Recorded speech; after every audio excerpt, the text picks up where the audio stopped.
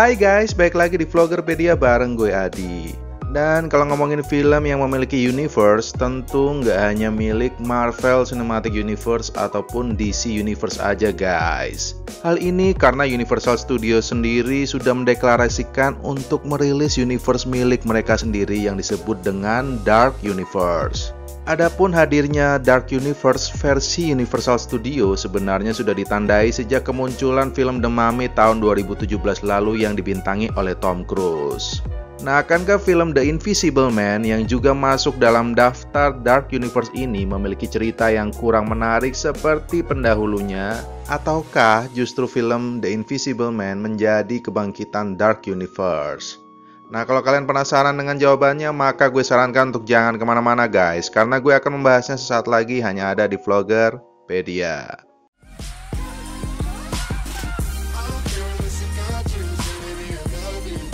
Oke, langsung aja. Jadi poin pertama yang gue suka dari film ini adalah opening yang mencekam guys.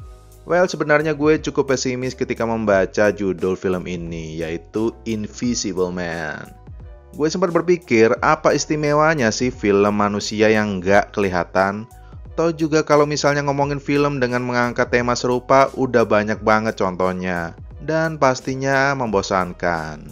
Well, tapi anggapan gue itu salah guys, karena di openingnya aja udah sangat menarik perhatian gue dengan beberapa tampilan suasana yang mencekam. Nah, kalau kalian penasaran dengan tampilan suasana mencekam yang seperti apa, maka gue sarankan juga untuk langsung aja nonton filmnya, karena gue nggak bisa spoiler lebih lanjut.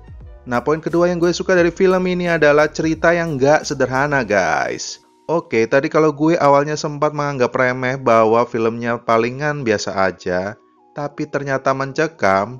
Nah, ternyata soal ceritanya juga nggak bisa dianggap remeh guys.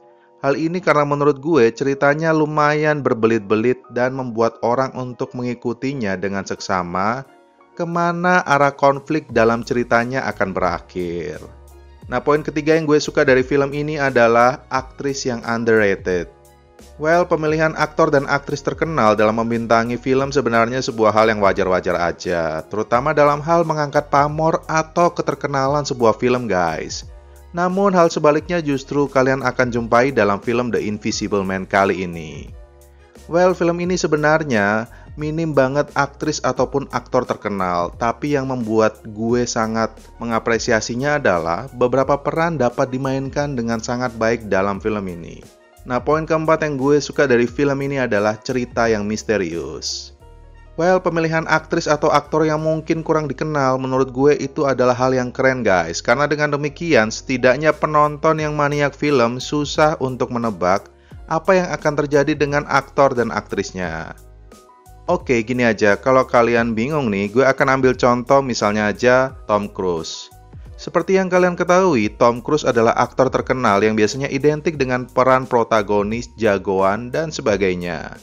Nah, akibatnya, setiap kali ada film yang dibintangi Tom Cruise, tentu persepsi penonton kebanyakan adalah pasti karakter yang diperankan adalah jagoan dan biasanya nih memiliki ending yang susah berakhir dengan tragis. Ya, jagoan kan biasanya emang selalu diposisikan untuk menang.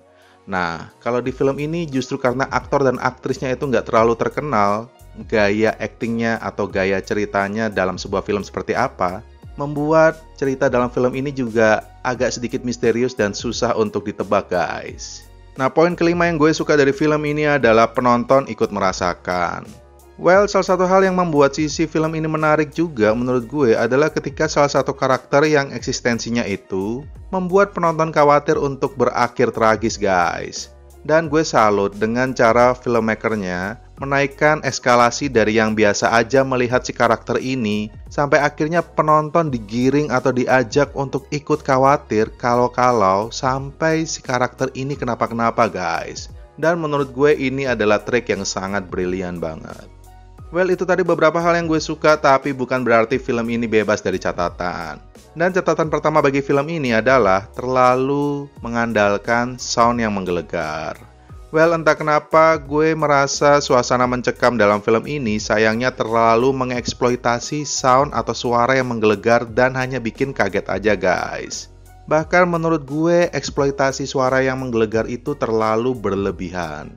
Padahal sih, kalau misalnya film ini mengandalkan ceritanya aja, menurut gue udah cukup keren kok, nggak perlu terlalu lebay juga. Nah, catatan yang kedua bagi film ini adalah beberapa kali error. Ada beberapa adegan dalam film ini yang menurut gue sebenarnya aneh, terutama ketika beberapa karakternya mengalami luka, tapi dia masih bisa beraksi, ya misalnya aja kayak kejar-kejaran dan sebagainya. Lalu ada juga beberapa cedera yang seharusnya kelihatannya harus lebih parah, tapi malah disetting tahu-taunya kayak mengalami sedikit luka aja sih. Ya menurut gue ini adalah beberapa error atau beberapa kejanggalan yang seharusnya bisa diminimalisir sih. Nah, catatan ketiga bagi film ini adalah judul yang terlalu spoiler.